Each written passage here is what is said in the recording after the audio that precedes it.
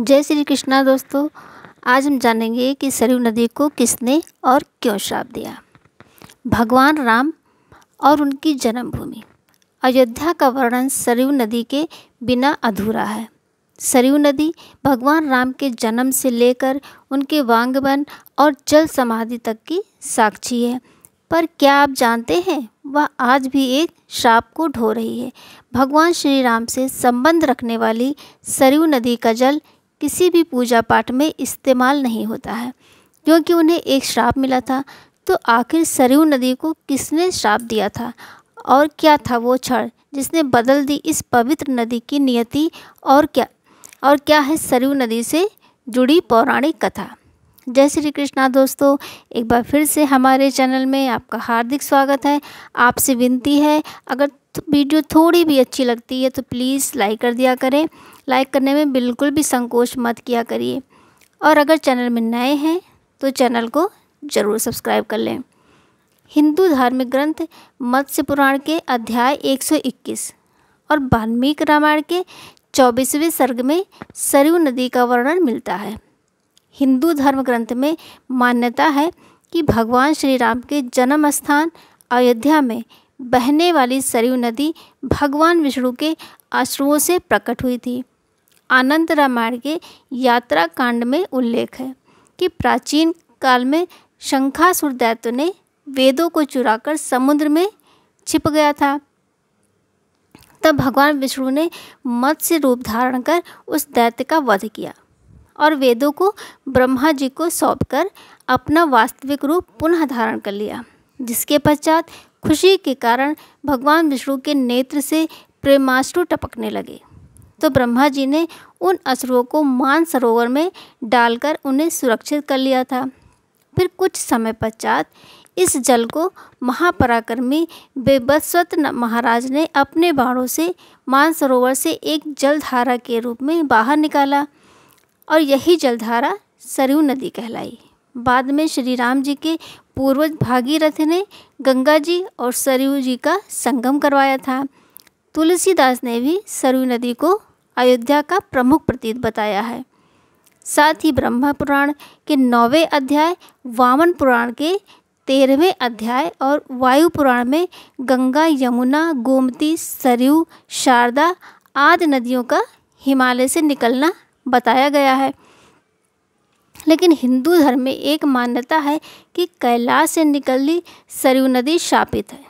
उत्तर रामायण में वर्णित कथा के अनुसार एक दिन ब्रह्मा जी ने काल के देवता से कहा कि तुम प्रभु श्री राम के पास जाकर कहना कि प्रभु, आपका पृथ्वी पर जीवन पूरा हो गया है, अब आप अपने धाम लौट जाओ।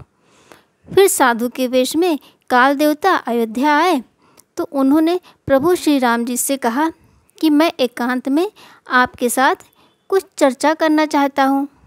जिसके बाद भगवान राम ने अपने भाई लक्ष्मण से कहा कि वह किसी को भी कक्ष में नहीं आने दें।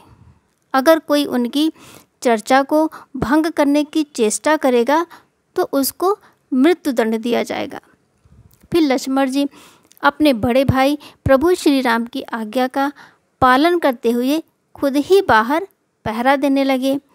तभी उस समय वहाँ ऋषि दुर्वासा पधारे, जो अपने अत्यंत क्रोध के लिए जाने जाते हैं, ये तो सभी जानते हैं।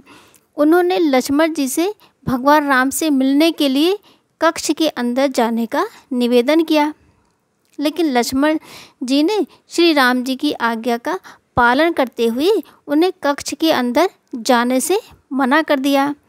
जिसके बाद दुर्वासा ऋषि भी अपनी बात से पीछे नहीं हटे और उन्होंने भगवान राम को श्राप देने की चेतावनी दे डाली। ऋषि की बात सुन लक्ष्मण जी दुविधा में पड़ गए, क्योंकि उन्होंने हमेशा अपने ज्येष्ठ भाई की आज्ञा का पालन किया था और वह यह भी नहीं चाहते थे कि उनकी वजह से उनके बड़े भाई को किसी प्रकार की कोई हानि हो। जिसके बाद लक्ष्मण जी खुद ही कक्ष में चले गए।